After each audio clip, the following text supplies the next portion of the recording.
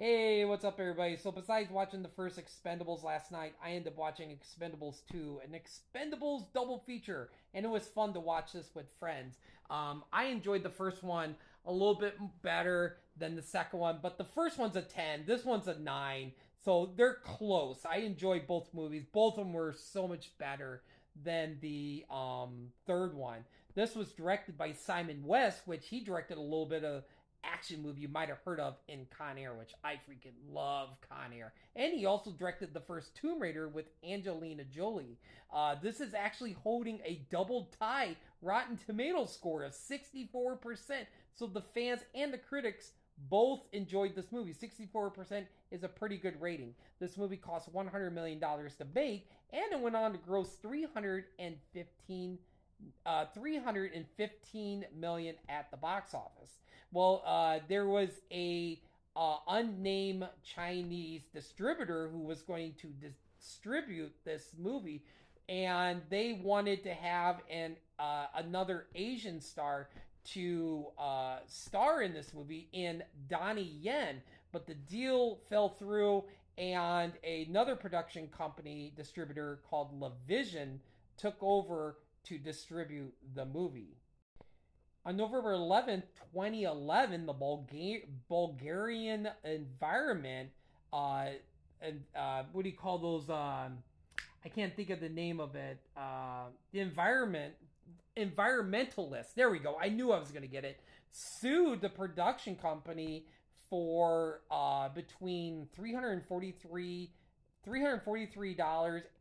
and $3,000 because they dug up some shrubs and some trees by the caves that hold 40 endangered species around in the area.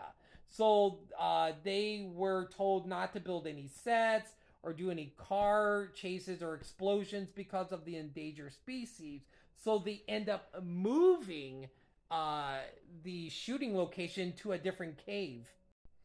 Also, at the end of the movie, Van Damme was kind of upset that the Sylvester Stallone and Van Damme action scene didn't last longer in the movie because in the movie that's why he said the line. He's like, "I want my money's worth." Because he was thinking like fans who grew up with Sylvester Stallone and Van Damme movies wanted to see a longer version of that last scene, action scene at the end of the movie. Also, I did not know this, but I guess there was a stunt man who was killed while filming this movie. His name was Kun Liu, which his family filed a wrongful death suit against New Image and Millennium Films and by Chad Stahelski, who also was attached to the John Wick movies. But at the end of the movie, they did a dedication to the stunt man who was killed during this movie.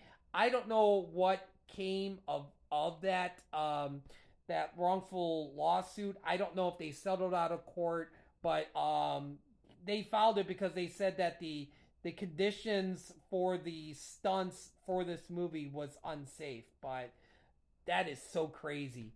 But I mean, the stunts in this and the action is intense anyway. But yeah, The Expendables is such a great movie. Like I said in my movie review for the first one, I haven't seen these movies since probably right before the third one came out. I am not going to be watching the third one at all. Also, I forgot a really cool fact before I head out is that originally there was all these rumors that was saying the Expendables 2 was going to be PG-13 because with one of my favorite action stars of the 80s, Chuck Norris, really didn't said that the cussing was a little bit too much, so he wanted it toned down. But Simon West just said that before he started filming that it was always going to be R-rated. There is no way that this was going to be a fun-friendly PG-13 movie. So still at the end, Chuck Norris agreed to be in this movie, and his small cameo was fantastic. And he looked great in this movie for his age. So The Expendables 2 thumbs up. I loved it, even though I liked the first one a little bit more. But these two movies are just, they're just so good.